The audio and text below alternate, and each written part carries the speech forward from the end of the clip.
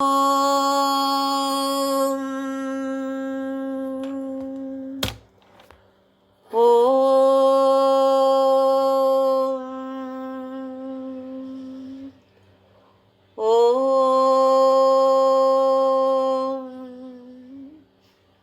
శుక్లాంబరధరం విష్ణుం శశివర్ణం చతుర్భుజం ప్రసన్నవదనం ధ్యాయేత్ సర్వవిఘ్నోపశాంతయే.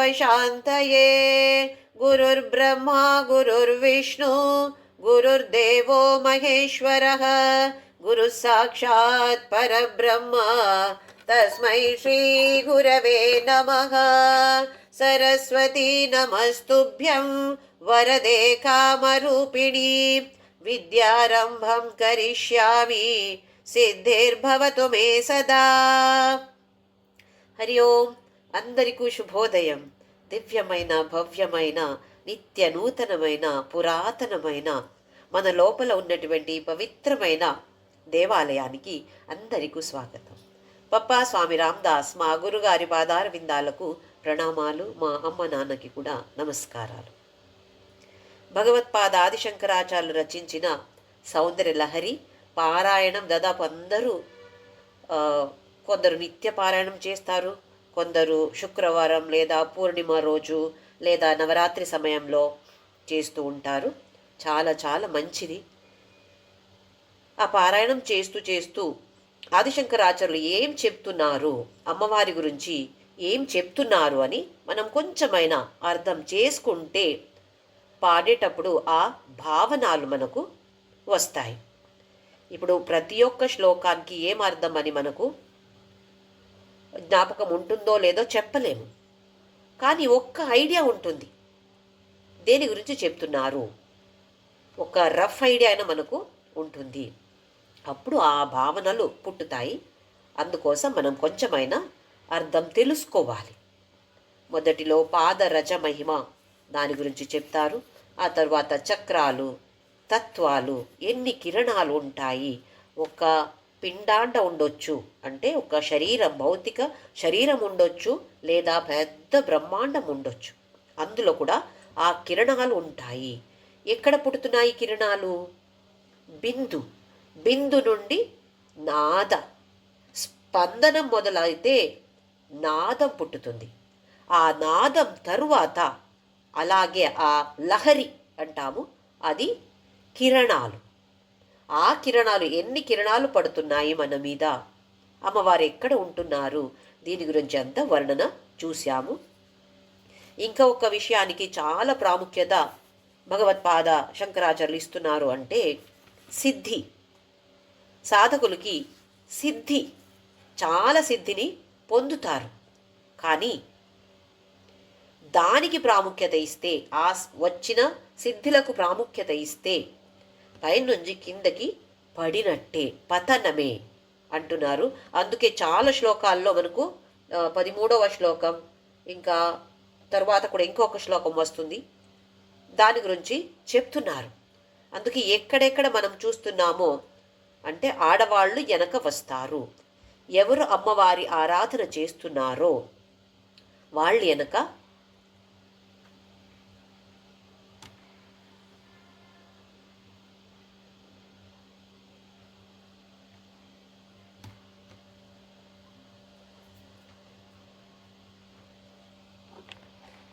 అమ్మవారు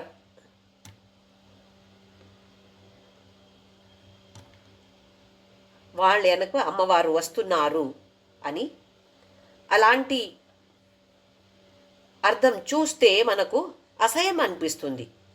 అదేంటి, ఎవరు అమ్మవారి ఆరాధన చేస్తున్నారో వాళ్ళు వెనక ఆడవాళ్ళు పరిగెత్తుకొని వస్తారు అంటే మనకు కొంచెం అసహ్యంగా అనిపించవచ్చు. అందుకే దాని అర్థం మనము తెలుసుకోవాలి. ఇవి అన్ని సిద్ధులు. ఎలాంటి సిద్ధి వస్తే కూడా ఉపయోగించవచ్చు, కానీ స్వార్థతకి కాదు, మన స్వార్థానికి ఉపయోగించకూడదు. దాన్ని సమాజానికి, వేరే వాళ్ళ అభివృద్ధికి మనము ఉపయోగించవచ్చు, కానీ దానికి ఎక్కువ ప్రాముఖ్యత ఇవ్వకూడదు అని చాలా శ్లోకాలలో మనకు శంకరాచార్యులు బోధిస్తున్నారు. 16వ శ్లోకం వరకు మనము చూసాము. 17వ శ్లోకం నుండి ఇవాళ చూద్దాం. 15, 10, 14, 15, 14 కాదు 15, 16 శ్లోకాల్లో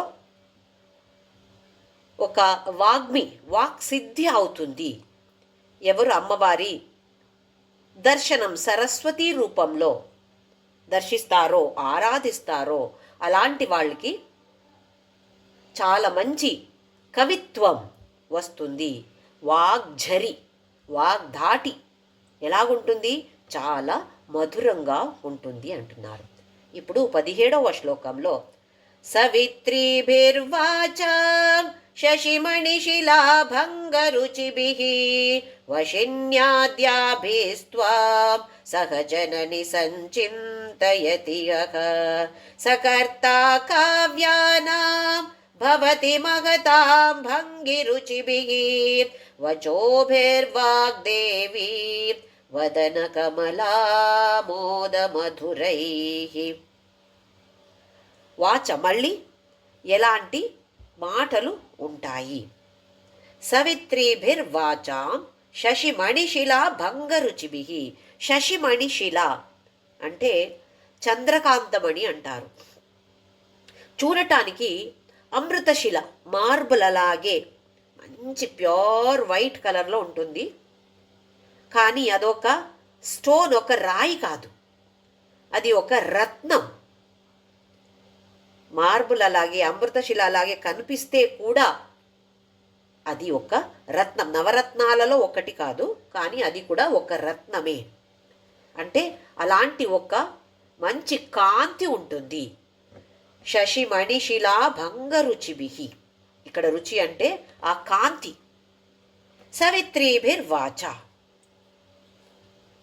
సవిత్రి అంటే మూల, వాచ అంటే మాటలు.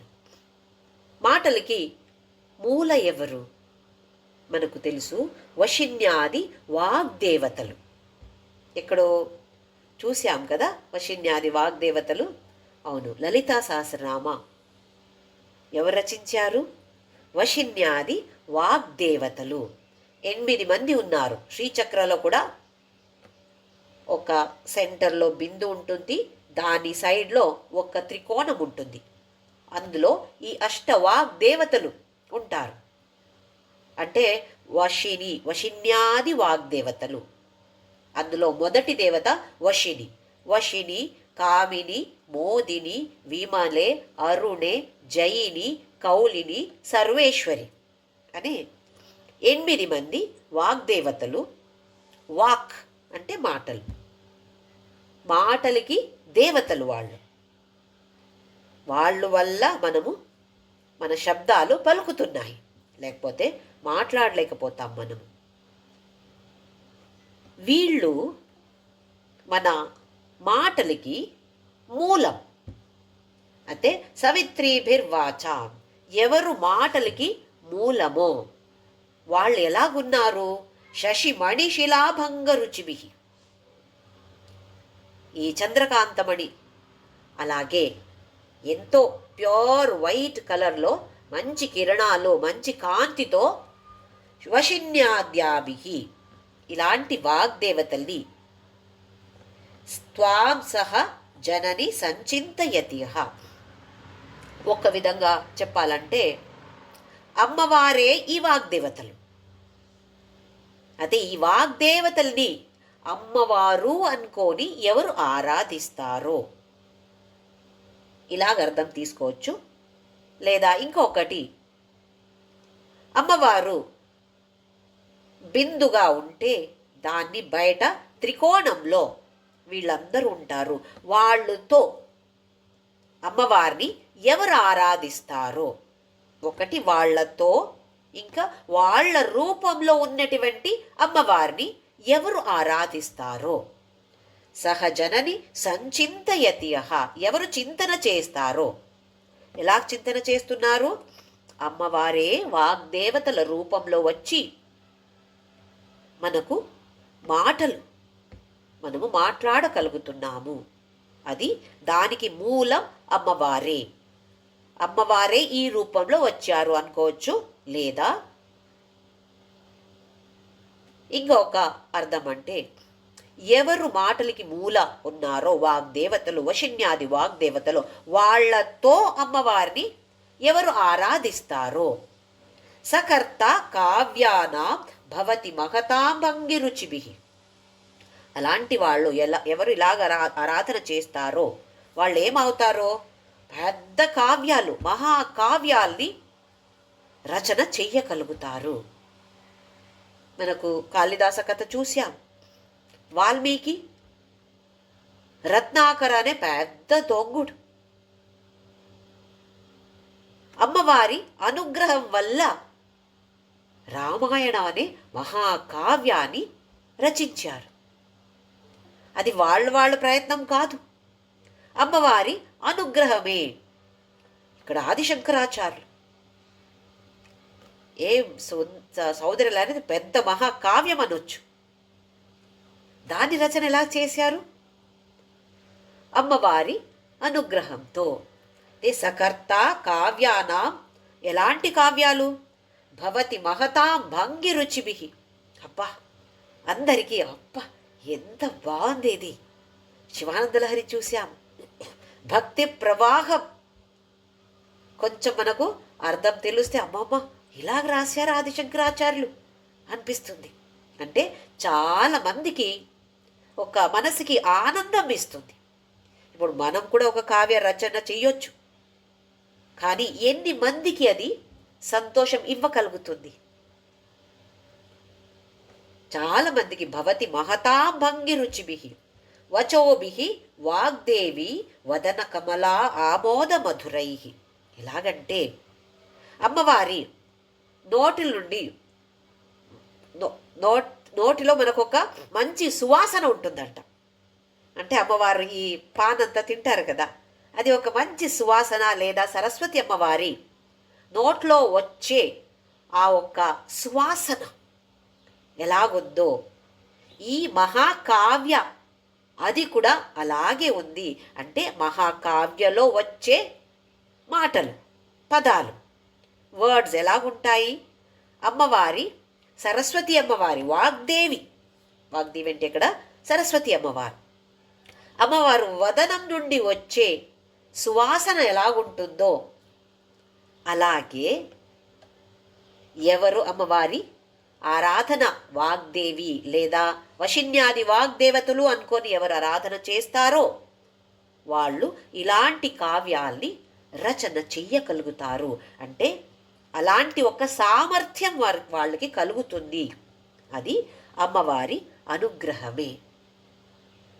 ఇది మనం అక్షరాలు. అక్షర అంటే నాశ లేనటువంటిది అక్షర. మనం ఇప్పుడు మాట్లాడతాము, రాస్తాము, అక్షరాలే. అయితే మన సామాన్య జీవితంలో ఈ అక్షరాలు మనకు భుక్తిని ఇస్తుంది. మనం లోక వ్యవహారం చేస్తాము, డబ్బు సంపాదన చేస్తాము. ఎట్లా? అక్షరాల వల్ల. అయితే ఈ అక్షరాలు దైవస్వరూపి అని మనము తెలుసుకోవాలి. అయితే ప్రతి ఒక్క అక్షరము కూడా విద్యాస్వరూపి లేదా దైవస్వరూపి అనుకుంటే ఎలా ఉపయోగించాలి మనం? అన్ని అక్షరాలు దైవస్వరూపి అని అనుకుంటే మాటలు ఎంత మధురంగా ఉండాలి. ఇదే అక్షరాలు మనకు సామాన్య జీవితంలో భుక్తిని ఇస్తుంది. ఇదే అక్షరాలు మంచిగా అధ్యాత్మ క్షేత్రంలో ఉపయోగిస్తే మనకు ముక్తిని ఇస్తుంది. ఇవే అక్షరాలు. ఓం, హ్రీం ఇవన్నీ బీజాక్షరాలు అంటారు. సరే, మనకు బీజాక్షరాలు తెలీదు, మనకు అవసరమూ లేదు. మన నార్మల్ అక్షరాలే. కానీ దాన్ని అధ్యాత్మ క్షేత్రంలో దైవీ స్వరూపం అని అనుకొని ఉపయోగిస్తే అదే మనకు ముక్తికి కారణమవుతాయి. భజన పాడుతాము, స్తోత్రాలు పఠిస్తాము, ఉపన్యాసం ఇస్తాము, ఉపన్యాసం వింటాము, జపం చేస్తాము. ఏంటవి?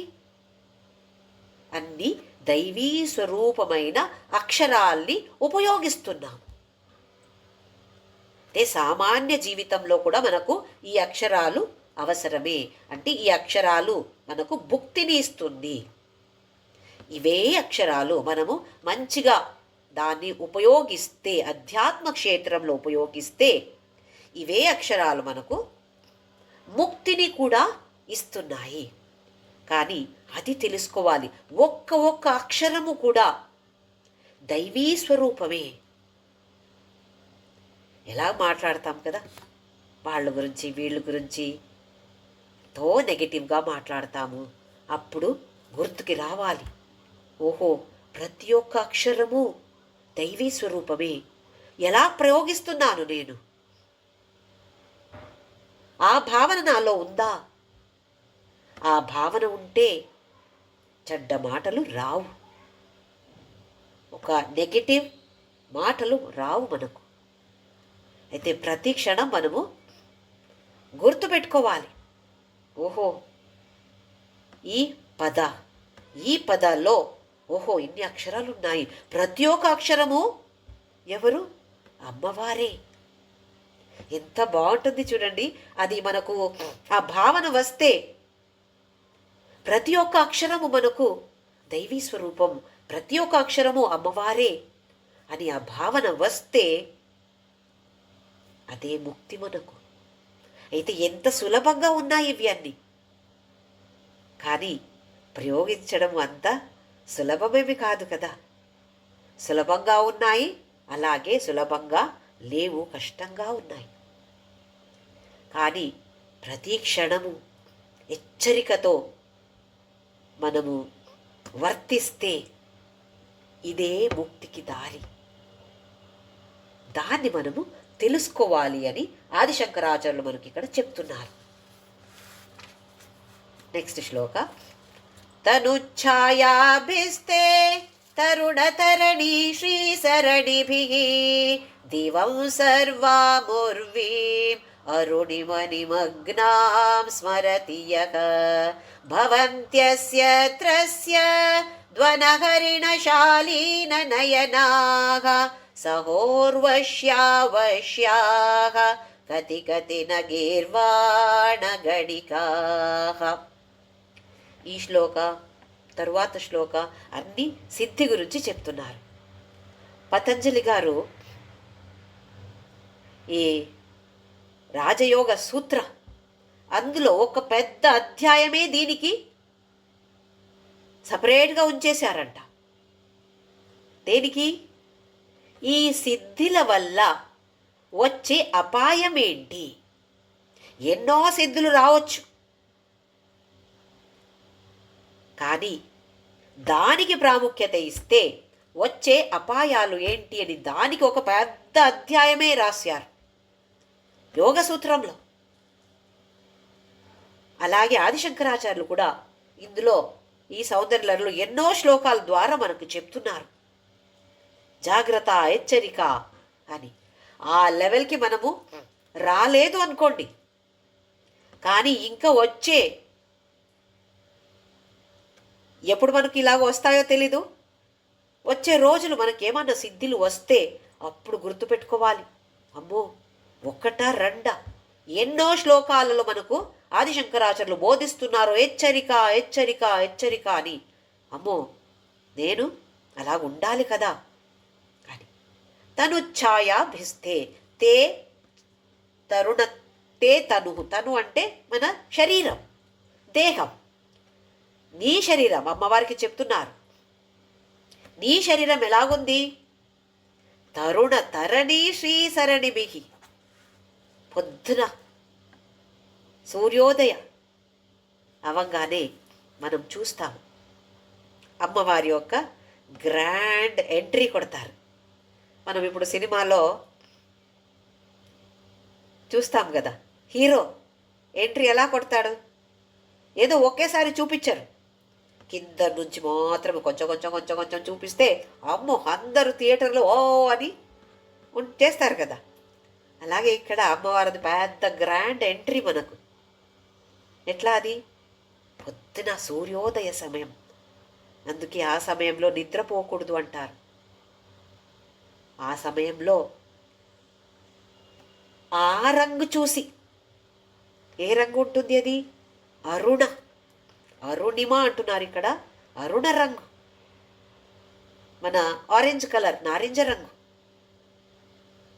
తరుణ తరణి శ్రీసరణిభి. తరుణ అంటే యంగ్ రేస్, కిరణాలు ఉంటాయి కదా, ఎలాగుంటాయి? ఈ నారింజ రంగు. అదేంటి? నీ శరీరాల నుండి వచ్చే కిరణాలు అలాగుంటాయి అంటే ఆదిశంకరాచార్యులు ఇక్కడ చెప్తున్నారు, సూర్యుడు అంటే ఎవరు? అమ్మవారు మనకు అనుగ్రహించినవాడు సూర్యుడు. మనకు సూర్యుడు కొన్ని దేశాల్లో వెళ్తే సూర్యుడు కనపడంట. ఎంతో కష్టం వాళ్ళకి, వాళ్ళు విటమిన్ డి అంతా అప్పుడప్పుడు టాబ్లెట్స్ మింగాలి. ఎందుకు? సూర్య కిరణాలే లేవక్కడ, కనపడవు. మన భారతదేశంలో ఎంత మంచిగా, ఇప్పుడైతే ఎండాకాలం ఎంత మంచిగా కొట్టుకుంటున్నాడు. కానీ అది కావాలి, ఆ పౌష్టికాంశాలు మన దేహానికి కావాలి. డాక్టర్ దగ్గర వెళ్తే టెస్ట్ చేస్తారు. టెస్ట్ చేసి మీకు విటమిన్ డి తక్కువ ఉంది, పొద్దున కొంచెం బయట కూర్చోండి, ఇంటి బయట కూర్చోండి చెప్తారా?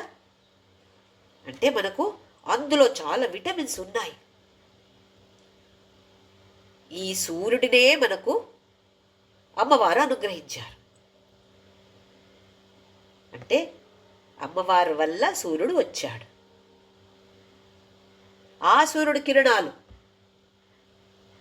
తరుణ తరణి శ్రీసరణిభి ఏం చేస్తున్నాయి? దివం సర్వాం ఉర్వి. ఉర్వి అంటే మన పృథ్వీ, భూమి. దివం, దివం అంటే దివి అంటే ఆకాశం. ఆకాశం అలాగే భూమి, ఈ రంగు అరుణిమ నిమగ్నాం స్మరతియక. పెద్ద ఆకాశం, భూమి అంతా అందులో ముంగిపోయింది. ఎందులో? ఈ రంగులు, నారింజ రంగు, సూర్యకిరణాల, పొద్దున వచ్చే సూర్యకిరణాల రంగు. ఉద్యద్భాను సహస్రాభ చతుర్బాహు సమన్విత. ఆ తరువాత నిజారుణ ప్రభాపూర మజ్జద్ బ్రహ్మాండ మండల. నిజ అరుణ ప్రభాపూర, పెద్ద సాగరమే అది. ఈ కిరణాల పెద్ద సాగరంలో నిజారుణ ప్రభాపూర మజ్జద్ బ్రహ్మాండ మండల, మొత్తం బ్రహ్మాండమే అందులో ముంగిపోయింది. అదే అంటున్నారు దివం సర్వాం, మొత్తం ఆకాశం, అలాగే ఉర్వీం భూమి కూడా అరుణిమ నిమగ్నం, ముంగిపోయినట్టు. స్మరతియః, ఎవరు ధ్యానం చేస్తారో. ఎలా ధ్యానం చేయాలి? ఈ కిరణాలు ఎక్కడ పుట్టుతున్నాయి? కిరణాలు అమ్మవారి వల్ల. సూర్యోదయం అయితే దాన్ని చూస్తే అమ్మవారు మనకు గుర్తుకి రావాలి. ఓహో, అమ్మవారు గ్రాండ్ ఎంట్రీ కొడుతున్నారు, చూస్తున్నాను. నారింజ రంగు. అమ్మవారి ఈ కిరణాల మీద ఎవరు ఫోకస్ చేసి ధ్యాసం పెట్టి ఎవరు ధ్యానం చేస్తారో వాళ్ళకి ఏమవుతుంది? భవంత్యస్య త్రస్య త్వన హరిణ శాలీన నయనాహ. జింకల కళ్ళు ఎలాగుంటాయి? భయం ఉంటే కళ్ళు ఎంత, జింక కళ్ళు అంటాం కదా, ఎంత సుందరంగా ఉంటాయి. అలా ఉన్నటువంటి ఆడవాళ్ళు అంటే అంత మంచిగా కళ్ళు ఉన్నటువంటి ఆడవాళ్ళు. సహోర్వశ్య, సహ ఊర్వశి. ఎవరు ఊర్వశి? దేవకన్య, స్వర్గలో ఉన్నటువంటి అప్సరాలు. ఊర్వశి సహ ఊర్వశ్యా వశ్యా కతి కతిన గీర్వాణ కడికాహ. ఎన్ని మంది స్వర్గలో ఉన్నటువంటి అప్సరాలు ఆయన దృష్టి కోసం వెయిట్ చేస్తూ ఉంటారు. ఆహా, ఇలాంటి వాడు ఎవరు? అమ్మవారిని ఈ కిరణాలు మీద ధ్యాస పెట్టి ఎవరు చేస్తారో, ధ్యానం చేస్తారో అలాంటి వాడి దృష్టి నా మీద పడాలి, నా మీద పడాలి అని అందరూ దేవకన్యాలు కతి కతి ఎన్ని మంది, అమ్మో చెప్పలేము. ఊర్వశి అని ఒక్క పేరు చెప్పారు ఇక్కడ, కానీ ఎన్నో మంది ఇలాంటి దేవకన్యాలు ఆయన దృష్టి మన మీద పడాలి పడాలి అని ఆశిస్తూ ఉంటారు. అంటే మళ్ళీ ఇక్కడ దేవకన్య అంటే సిద్ధిలు ఎలాగున్నాయి? ఎన్నో సిద్ధులు. కతి కతిన గీర్వాణ గణికాహ. గీర్వాణ గణిక అంటే అక్కడ స్వర్గలో ఉన్నటువంటి డాన్సర్స్, అప్సరాలు, దేవకన్యాలు, స్వర్గంలో ఉన్నటువంటి కన్యాలు, సుందర స్త్రీలు, వాళ్ళందరూ ఓహో ఇలాంటి వాడు ఆ దృష్టి నా మీద పడాలి, నా మీద పడాలి అని ఎంతో ఆశిస్తూ ఉంటారు. ఇక్కడ ఒక ఫోర్స్ గురించి చెప్తున్నారు. మన ఇప్పుడు గ్రావిటేషనల్ ఫోర్స్ అంటాం. ఈ యొక్క ఎనర్జీ ఉంది కాబట్టి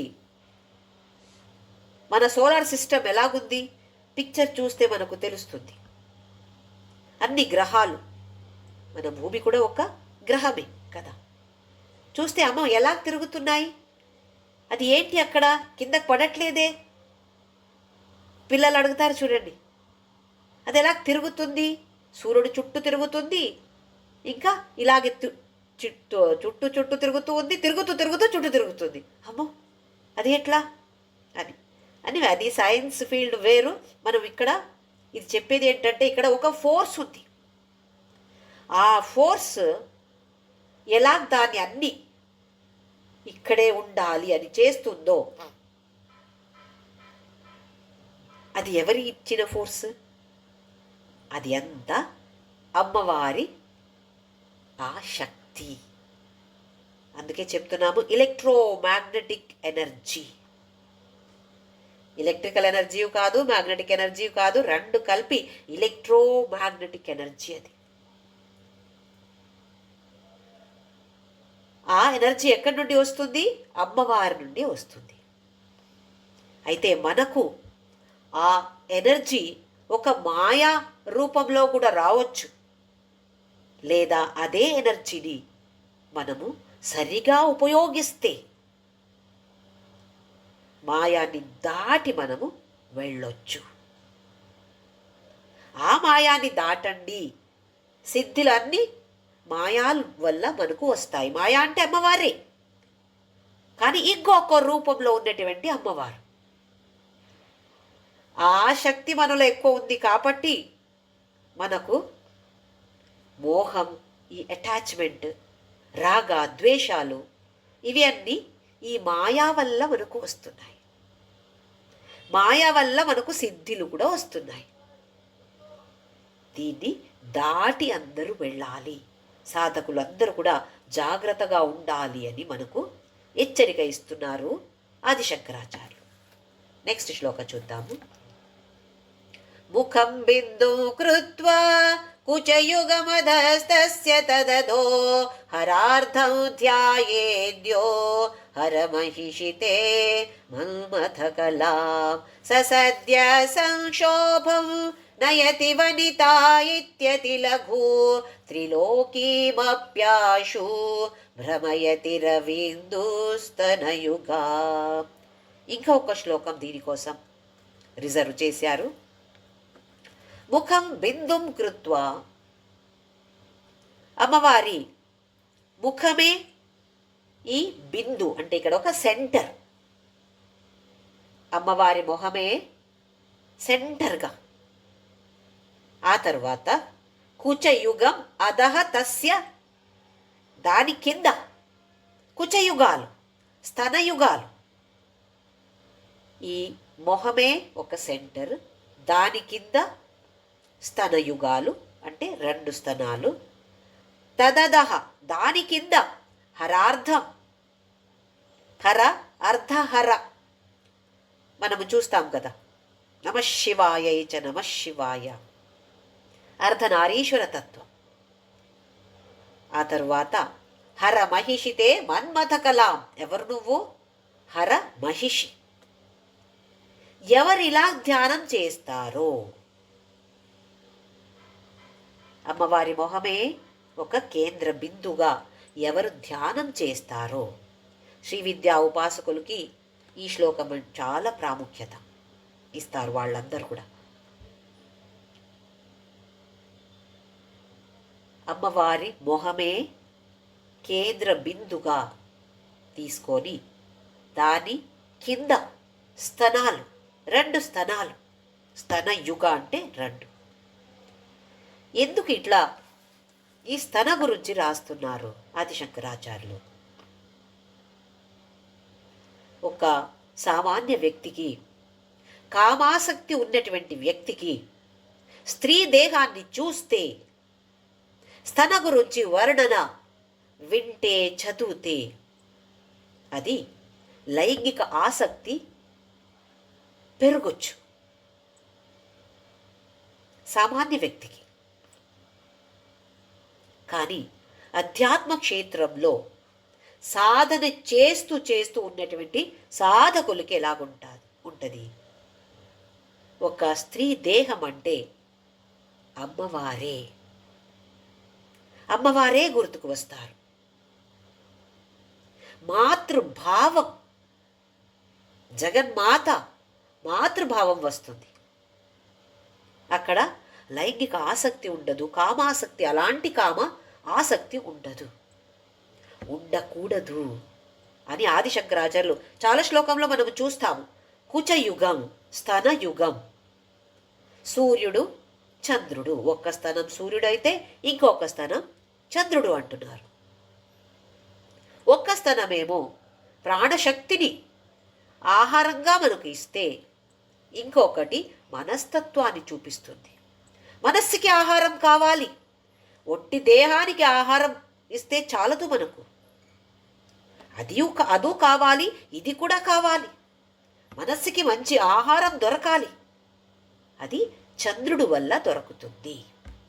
అయితే ఒక్క స్థనమేమో సూర్యుడు, ఇంకొక స్థనమేమో చంద్రుడు అని చెప్తున్నారు. ఈ మాతృభావం అనే దీనికి మనకు రామకృష్ణ పరమహంసులు ఒక ఉదాహరణగా తీసుకోవచ్చు. ఏ స్త్రీని చూస్తే అమ్మా అని పిలిచేవారంట.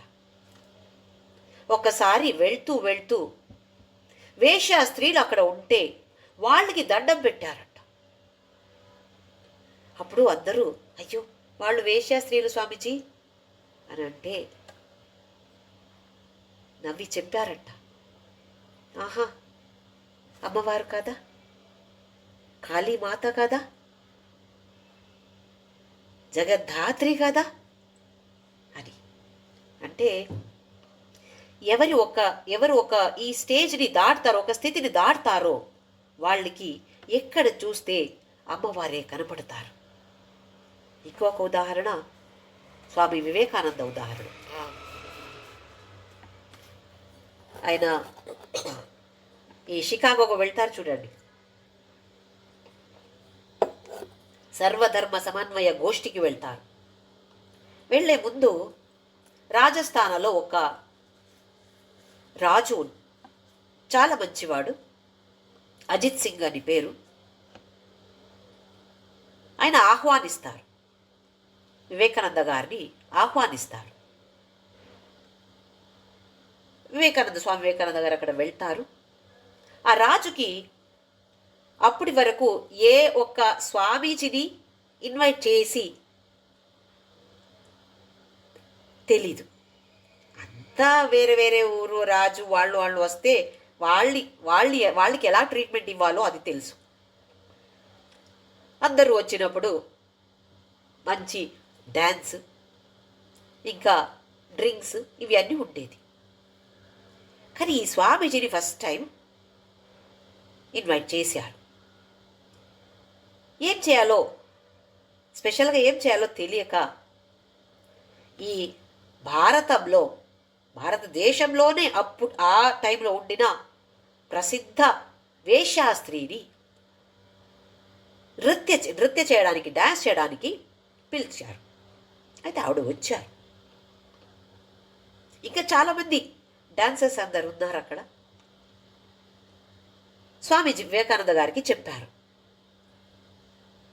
ఇలాగుంది అని. అయితే స్వామి వివేకానంద గారు రూమ్ లోపల వెళ్ళి బోల్ట్ చేసి కూర్చున్నారంట. నేను రాను, వేశాస్త్రిని మీరు పిలిచారా, మీరు చూసుకోండి, డాన్స్ మీరంతా మీరు చూడండి, నేను బయటకి రాను. అమ్మో, రాజుకి భయం వేసింది. అయ్యో స్వామీజీ గారు మీరు రండి అని చెప్పారంట. కానీ ఈయనేమో లోపల కూర్చున్నారు. ఆహా, నేను రాను.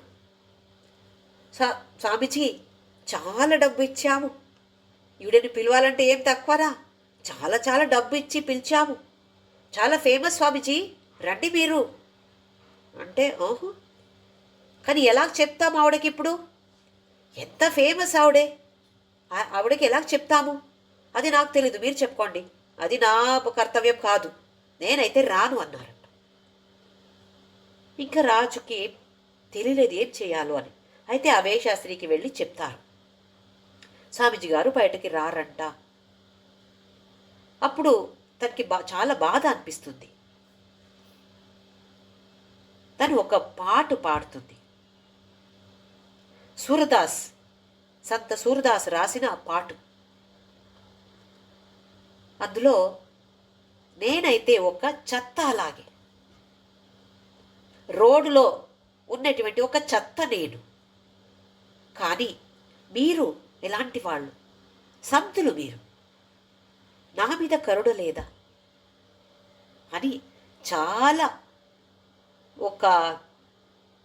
ఆ భావనతో పాడటం మొదలుపెట్టిందంట.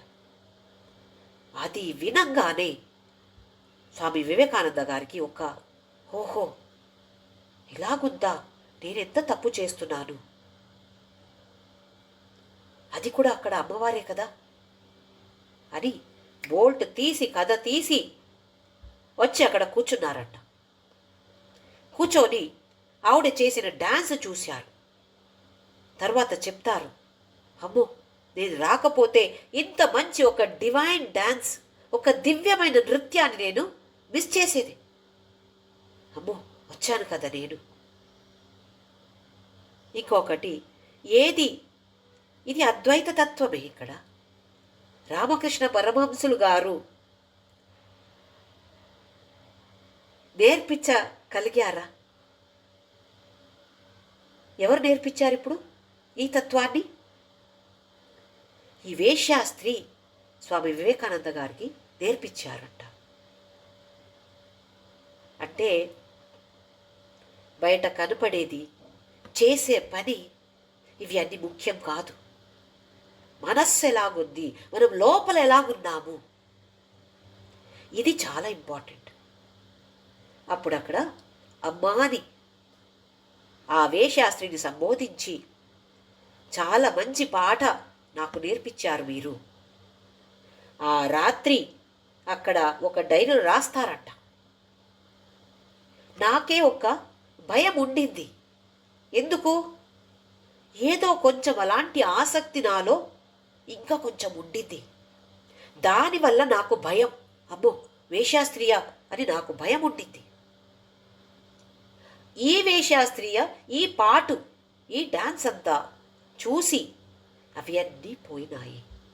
ఇప్పుడు ఎలాగంటే, అదే స్త్రీ వచ్చి నాతో నా బెడ్లో పండుకుంటే కూడా నాకు ఏమి ప్రాబ్లం లేదు, నాకు ఏ భయము లేదు. చూడండి ఎలా నేర్పించింది ఆ వేశాస్త్రి ఎవరికి. ఎంత మహాన్ వ్యక్తి స్వామి వివేకానంద గారికి. అక్కడ మాతృభావం అది రావాలి. అందుకే అక్కడక్కడ మనం చూస్తాము స్తనయుగం, కుచయుగం అని.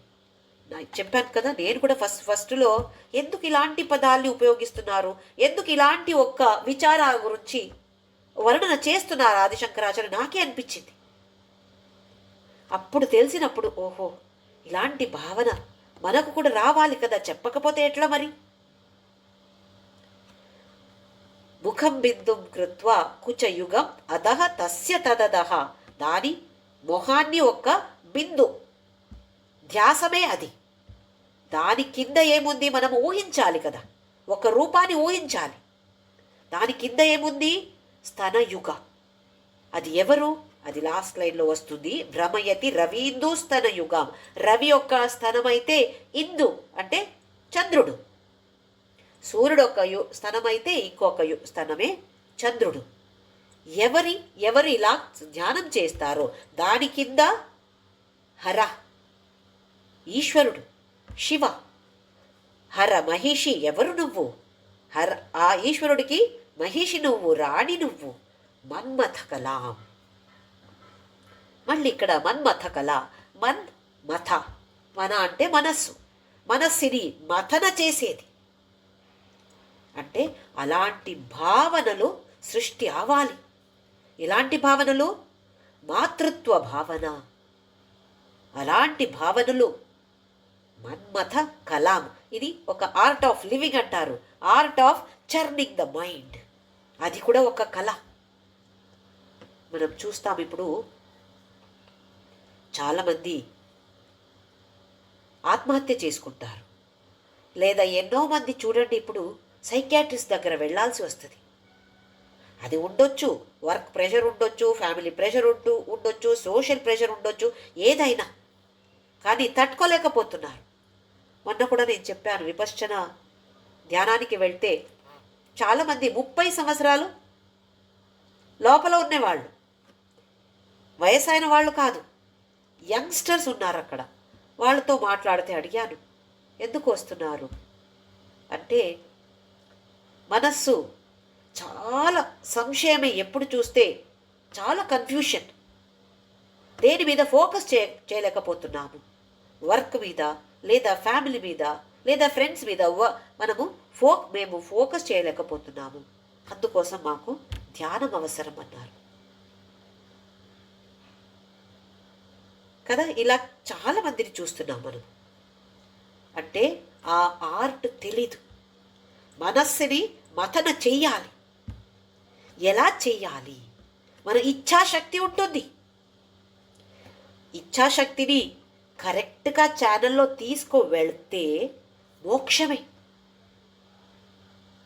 అదే ఇచ్ఛాశక్తిని లూజ్గా వదిలేస్తే పతనమే. రాగ ద్వేష అన్ని పుట్టుతాయి మనకు. ఇచ్ఛాశక్తి అదే మాయ అంటాం కదా. అదే ఇచ్ఛాశక్తిని కరెక్ట్గా ఒక ఛానలైజ్ చేస్తే ఏమవుతుంది? సౌందర్యాన్ని నేర్చుకోవాలి, అర్థం తెలుసుకోవాలి, అలా నేను ఉండాలి, నాకు ఇలాంటి భావనలు రావాలి కదా.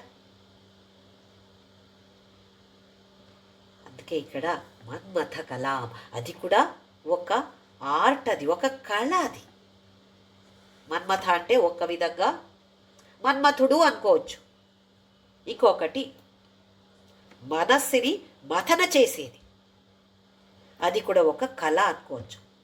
ఇంకొక విధంగా చూస్తే కళ అంటే డిఫరెంట్ ఘట్టాలు, స్థితిలు, షేడ్స్ అంటాం చూడండి.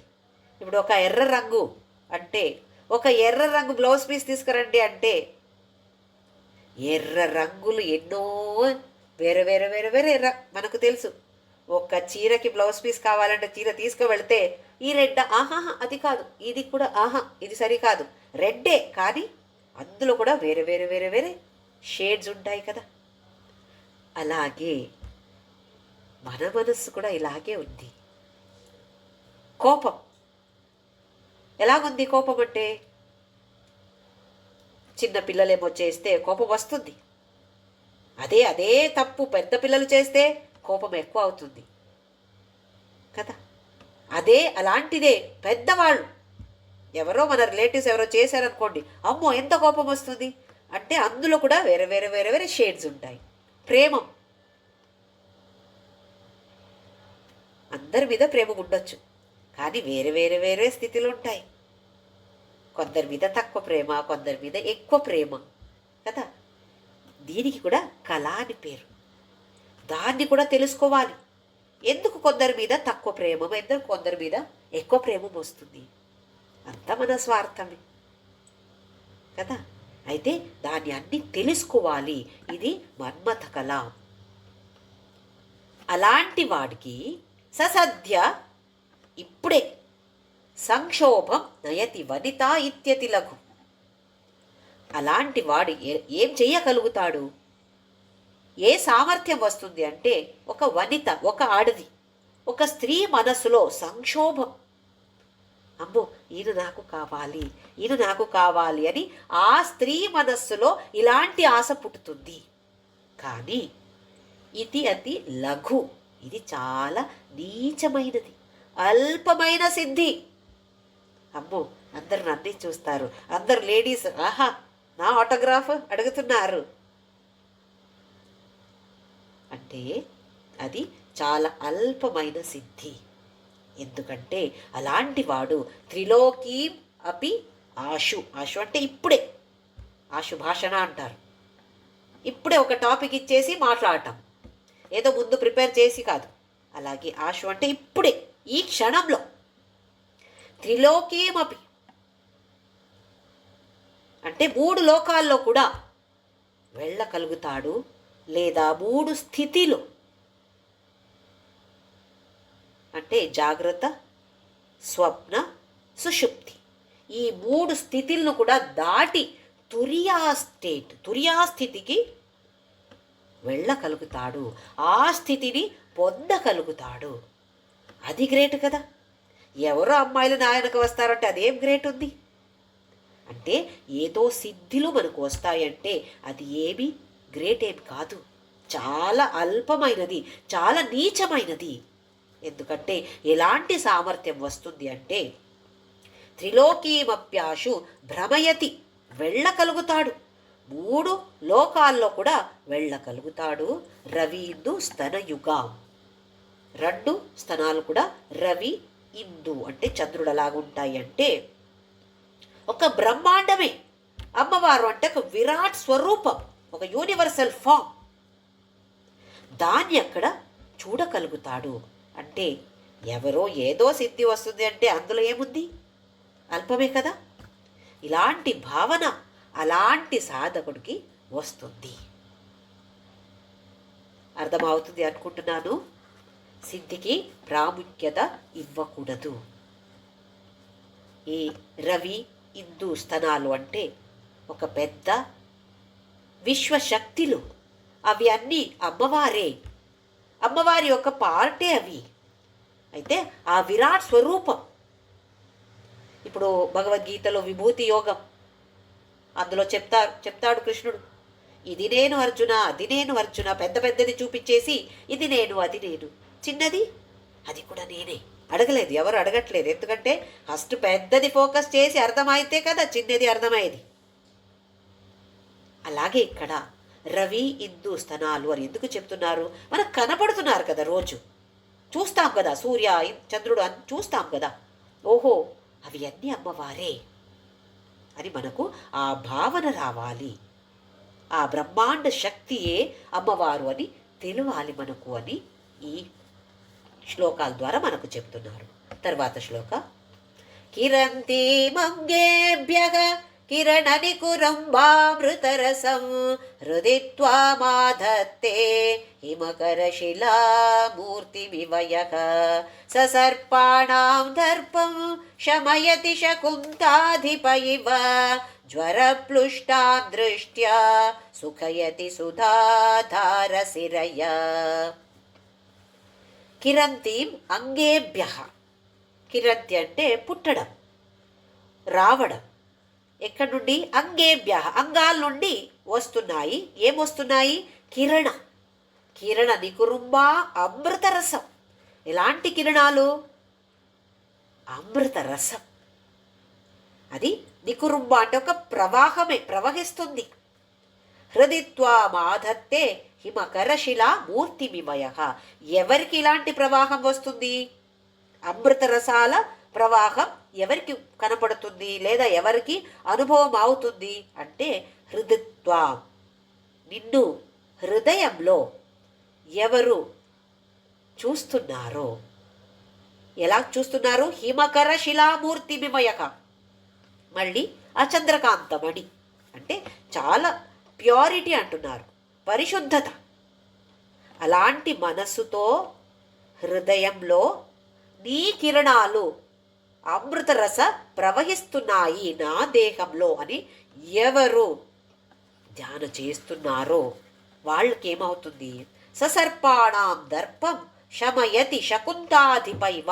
శకుంత అంటే పక్షి, శకుంతల పక్షి. శకుంత అంటే శకుంతకి అధిప, రాజు. ఎవరు? గరుడ. శకుంతాధిప అంటే గరుడ. సర్పాణం దర్పం. దర్పం అంటే ఇక్కడ విషం. సర్పాల్లో, పాములో ఉన్నటువంటి విషాన్ని కంట్రోల్ చేయగలుగుతారు. జ్వరప్లుష్టాం దృష్ట్యా సుఖయతి సుధాధారసిరయ. ఇక్కడ జ్వరం అని అంటున్నారు. జ్వరం వస్తే దాన్ని తగ్గించే ఒక సామర్థ్యం అలాంటి వాడికి వస్తుంది అని. సుధాధార సిరయ. సిర అంటే మనకు తెలుగులో కూడా సిర అంటారు. నాడి, వెయిన్ ప్రవహిస్తుంది కదా మన దేహంలో. 72,000 నాడిలు ఉంటాయంట. అందులో ఇడ, పింగళ, సుషుమ్న ఇవి 3 చాలా ఇంపార్టెంట్. కానీ ఈ సిరలో ఏం ప్రవహిస్తుంది? సుధాధార ప్రవహించినప్పుడు జ్వరం వస్తుంది. ఆ జ్వరాన్ని ఎవరు తగ్గిస్తారు? ఏదో డాక్టర్ తగ్గించలేరు దాన్ని. ఎవరు సాధకులో వాళ్ళే తగ్గించాలి దాన్ని. ఎట్లా? అమ్మవారి అనుగ్రహం వల్ల. ఎలాగిది జ్వరం అంటే ఒక విధమైన పైకి లేవడం, ఉద్వేగం అంటారు. ఇప్పుడు రమణ మహర్షికి అయింది. ఎలాగైంది? చనిపోయినట్టు. నేను కింద పడి, నా దేహం నేను కింద పడి ఉన్నాను, నేను చనిపోయాను, అలాంటి ఒక భావన. ఎందుకు? ఆ సుధాధార మొత్తం, నాడి మొత్తం సుధాధార ప్రవహిస్తుంది. ప్రవాహం తట్టుకోలేరు. మనం ఇప్పుడు ఒక్కొక్కసారి వోల్టేజ్ ఫ్లక్చుయేషన్ అంటాం. ఫ్రిడ్జ్ దడదడదడ అంటుంది, లేదా కుయ్ కుయ్ కుయ్ ఏదో సౌండ్ వస్తుంది. ఒక్కొక్కసారి ఎంత ఫ్లక్చుయేషన్ వోల్టేజ్ అంటే అది పాడైపోతాయి. అలాగే ఇక్కడ దాన్ని మనము కంట్రోల్ చేయలేకపోతే పతనం అవ్వచ్చు, లేదా బాడీకి, దేహానికి కూడా కష్టం రావచ్చు. అందుకే గురు కావాలి అంటారు. గురు అనుగ్రహం లేదా గురు గైడెన్స్ మూల ద్వారా అవి అన్నీ తగ్గుతాయి. దీనికి ఒక్క కథతో ఉదాహరణ చెప్తాను. యాజ్ఞవల్క్య అని పెద్ద యోగి, వేద ఋషి. ఆయన తండ్రి యజ్ఞవల్క అని. ఆయనేమో ఎక్కువ ప్రాముఖ్యత కర్మానికి ఇచ్చారు. ఈయనకేమో ఇది అంత నచ్చలేదు. అయితే వేరే గురు దగ్గర వెళ్తారు. గురు ఎవరు అంటే వైశంపాయన. వైశంపాయన ఉవాచ అని విష్ణు సహస్రనామంలో పాడుతాం కదా. వేదవ్యాస మునికి శిష్యులు. ఈ యాజ్ఞవల్క్యకి మేన మామ వైశంపాయన. ఆయన దగ్గర వెళ్ళి అందరూ శిష్యులు జుట్టంతా, అప్పుడు అంటే ఆ శిష్యులకి ఎవరు వేద పారాయణ చేస్తారో, వేద అధ్యయనం చేస్తున్నారో వాళ్ళందరూ కూడా జుట్టు తీసేయాలి, గుండు చేసుకోవాలి. కానీ ఒక శిఖ మాత్రమే పెట్టుకోవాలి. అదేమో ఈయనకి నచ్చలేదు, పెద్ద పెద్ద జుట్టు. అయితే వైశంపాయన గురువు కూడా ఏం చెప్పలేదు. సరే పోనీ ఎలాగైనా, ఎందుకంటే చాలా చాలా బుద్ధివంతుడు. ఏం చెప్తున్నారో గురుగారు దాన్ని గ్రహించే ఒక కెపాసిటీ ఉంటుంది. చాలా సాధన చేశాడు. ఆ ఊరిలో ఒక రాజు ఉండేవాడు. ఆయనకి ఏదో ఒక జ్వరమో ఏదో ఒక రోగం వచ్చింది. ఏ వైద్యుల దగ్గర వెళ్తే కూడా తగ్గలేదు. ఎవరో చెప్పారు, ఇక్కడ వైశంపాయన ఋషి ఉన్నారు, ఆయన దగ్గర వెళ్ళి అడగండి మీరు అని. సరే రాజు వచ్చి వైశంపాయన గురు దగ్గర వచ్చి ఇలాగిలా ప్రాబ్లం చెప్తే, సరే నేను 40 రోజులు అమ్మవారి పూజ చేసి నీకు తీర్థం పంపిస్తాను, దాన్ని నువ్వు సేవించు అని రాజుకి, నీకు తగ్గుతుంది అని చెప్పారు. సరే, వైశంపాయన గురుగారు అమ్మవారి పూజ చేసి తీర్థం పంపించేవారు. ఒకరోజు ఆ గురుకే ఎక్కడో వెళ్లాల్సి వచ్చింది. అయితే యాజ్ఞవల్క్యకి చెప్పి వెళ్తారు, ఇలా పూజ చేయాలి, చేసి ఈ తీర్థాన్ని వెళ్ళి రాజుకి నువ్వు ఇవ్వు అంటారు. యాజ్ఞవల్క్య ఎంతో శ్రద్ధతో పూజ చేసి తీర్థాన్ని తీసుకువెళ్తాడు. రాజు మాత్రమే కాదు, అక్కడ అందరూ కూడా చూసి, ఇదేంటి నువ్వు వైశంపాయన శిష్యుడా, అదేంటి జుట్టంతా ఇలాగున్నాయంటే అపహాస్యం చేస్తారు. ఏం పట్టించుకోలేదు. రాజు దగ్గర వెళ్ళి, ఈ తీర్థం మా గురుగారు మీకు ఇవ్వమని చెప్పారు, నేను పూజ చేసి తీర్థం తీసుకువచ్చాను, గురుగారు బయట వెళ్ళారు అని చెప్తే రాజు కూడా నవ్వుతాడు. ఇదేంటి నీ వేషం ఇలాగుంది, నువ్వు వేదాధ్యయనం చేస్తున్నావా, నువ్వు పూజ చేసావా, నువ్వు ఎలా పూజ చేయొచ్చు, చూడటానికే ఇలాగున్నావు, నీ పూజ ఎలాగుండొచ్చు, ఈ తీర్థానికి ఏమి ఉండొచ్చు అందులో, నాకొద్దు. ఈయన ఎన్నోసారి చెప్తాడు, లేదు రాజా, నేను మంచి మనసుతో ప్రేమంతో అమ్మవారి పూజ చేసి ఈ తీర్థం తీసుకొచ్చాను, తీసుకోండి అని అంటే రాజు ఒప్పుకోవట్లేదు. అయితే ఈయన అంటాడు, అయితే దీన్ని ఏం చేయమంటారు? అక్కడ ఒక చెక్క బొమ్మ ఉంటుంది. అంటే ప్యాలెస్ కదా, అక్కడ ఏదో మంచి ఒక స్టాచ్యూ పెట్టారు, అక్కడ మనం కూడా ఇంట్లో పెట్టుకుంటాం కదా, అలాగే ఒక చెక్క బొమ్మ ఉండింది, అందులో పోసి వెళ్ళు అంటారు. సరే అని అందులో పోసి ఆ బొమ్మ మీద పోసి వెళ్ళిపోతారు. వెళ్ళిన తర్వాత సాయంత్రం వైశంపాయన గురుగారు వస్తారు, అంతా చెప్తాడు, ఇలా జరిగింది అని. వైశంపాయన గురుకి చాలా బాధ అనిపిస్తుంది. నువ్వెందుకు ఇలా చేశావు, రాజుకి ఇలా చేయకూడదు కదా నువ్వు.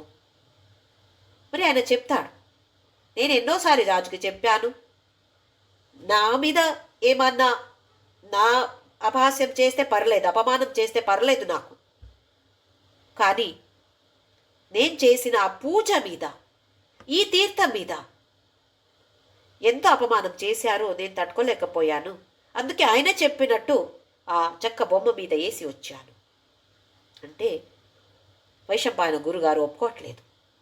రాజు ఏమో సామాన్య వ్యక్తి, నువ్వు అలా కాదు కదా, వేదాధ్యయనం చేసేవాడు నువ్వు, ఇంత నీకు జ్ఞానం ఉంది, ఎందుకు అలా చేశావు, ఎందుకు కోపపడ్డావు నువ్వు అని కోపపడతారు.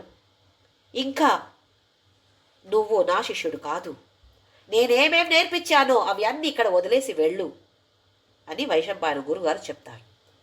సరి అంటాడు. అక్కడ కథలో ఏం చెప్తారంటే వాంతులు చేశాడు, ఏమేం నేర్చుకున్నాడో అవి అన్నీ అక్కడ వాంతులు చేశాడు అని. అక్కడ తిత్తిరి అని పక్షులు ఉన్నాయంట, ఉన్నాయప్పుడు వచ్చి ఆ ఏ వాంతి చేశాడో అవి అన్నీ ఆ తిత్తిరి పక్షులు తింటాయి.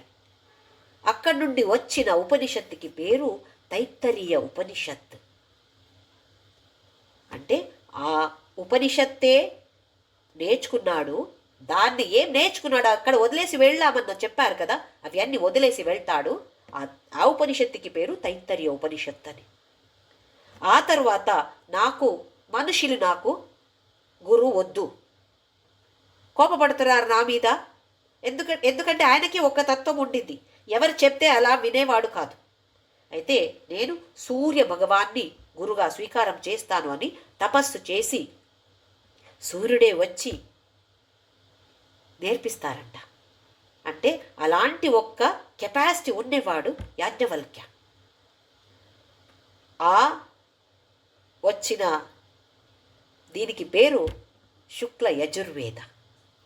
అందుకే తైత్తరీయ ఉపనిషత్తు కూడా యజుర్వేదలో వస్తుంది, కానీ కృష్ణ యజుర్వేదలో వస్తుంది, ఒక్క భాగం అది.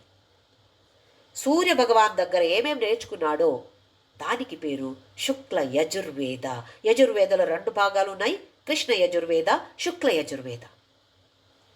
దాని రచనాకారులు యాజ్ఞవల్క్య.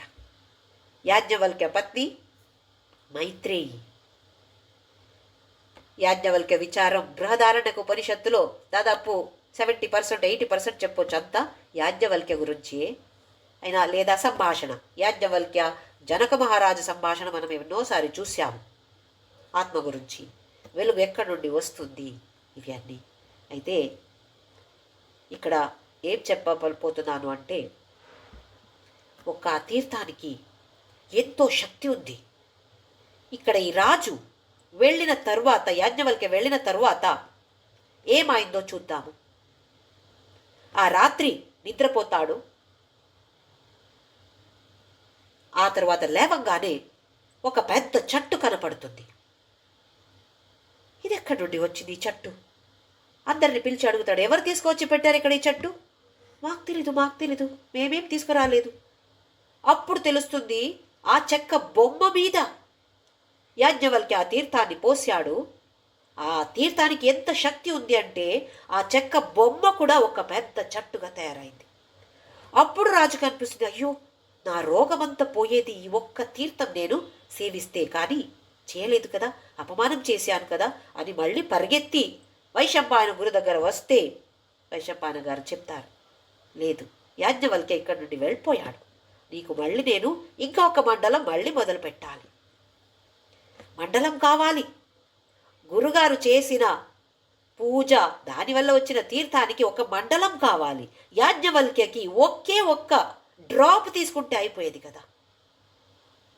మనం కూడా ఎక్కడ ఏ ప్రసాదము ఏ తీర్థము తీసుకున్నప్పుడు ఒక భావనతో తీసుకుంటే 100% గ్యారంటీ అదకు మనకు ఆ ఫలం వస్తుంది. మనమేమో ఆ తీర్థం కదా అని ఊరికే నీళ్లు తాగినట్టు తాగుతాం. అది ఒట్టి నీళ్లు కాదు, అందులో ఎన్నో శక్తులు ఉన్నాయి. ఆ భావన రావాలి, అప్పుడే కదా దాని ఫలం మనకు దొరికేది. ఇక్కడ అలాంటి విషం అంటే, సర్పాలు ఉన్నటువంటి విషం అంటే, ఈ సాధకులకి కూడా జ్వరం రావచ్చు. దాన్ని కంట్రోల్ చెయ్యాలి అంటే మళ్ళీ అమ్మవారి అనుగ్రహమే, లేకపోతే అది పరిణామమేమో విషం అవ్వచ్చు. చాలామందికి చూడండి మెంటల్స్ ఆ మైండ్ కంట్రోల్ రాదు అంటే పిచ్చెక్కిన వాళ్ళు అయిపోతారు. పిచ్చెక్కుతుంది చాలామందికి. ఆ కుండలిని శక్తి కూడా రైజ్ అయితే పైకి వస్తే చాలామంది తట్టుకోలేకపోతారు అంటారు. అందుకే అక్కడ గురుగారి గైడెన్స్ అవసరము. రమణ మహర్షియే ఒక ఉదాహరణ. వాళ్ళు చెయ్యగలుగుతారు ఎప్పుడు? అమ్మవారి అనుగ్రహం ఉంటే, లేకపోతే పతనమే. అయితే మనం ఏం తెలుసుకోవాలి? దానికి ప్రాముఖ్యత దేనికి ఇవ్వాలి, ఇది మనము తెలుసుకోవాలి. ఈ 3-4 శ్లోకాల వల్ల ప్రాముఖ్యత దేనికి ఇవ్వాలి, దేనికి ఇవ్వకూడదు అని ఆదిశంకరాచార్యులు మనకు బోధిస్తున్నారు. ఓం శ్రీరామ్ జయ రామ్ జయ జయ రామ్. ఓం శ్రీరామ్ జయ రామ్ జయ జయ రామ్. ఓం శ్రీరామ్ జయ రామ్ జయ జయ రామ్. ఓం శ్రీరామ్ జయ రామ్ జయ జయ రామ్. ఓం శ్రీరామ్ జయ రామ్ జయ జయ రామ్. ఓం శ్రీరామ్ జయ రామ్ జయ జయ రామ్. ఓం శ్రీరామ్ జయ రామ్ జయ జయ రామ్. ఓం శ్రీరామ్ జయ రామ్ జయ జయ రామ్. ఓం శ్రీరామ్ జయ రామ్ జయ జయ రామ్. ఓం శ్రీరామ్ జయ రామ్ జయ జయ రామ్. ఓం శ్రీరామ్ జయ రామ్ జయ జయ రామ్. ఓం శ్రీరామ్ జయ రామ్ జయ జయ రామ్. ఓం అసతో మా సద్గమయ తమసో మా జ్యోతిర్గమయ మృత్యోర్మామృతం గమయ. ఓం శాంతి శాంతి శాంతి. లోకా సమస్తా సుఖినో భవంతు. లోకా సమస్తా సుఖినో భవంతు. లోకా సమస్తా సుఖినో భవంతు.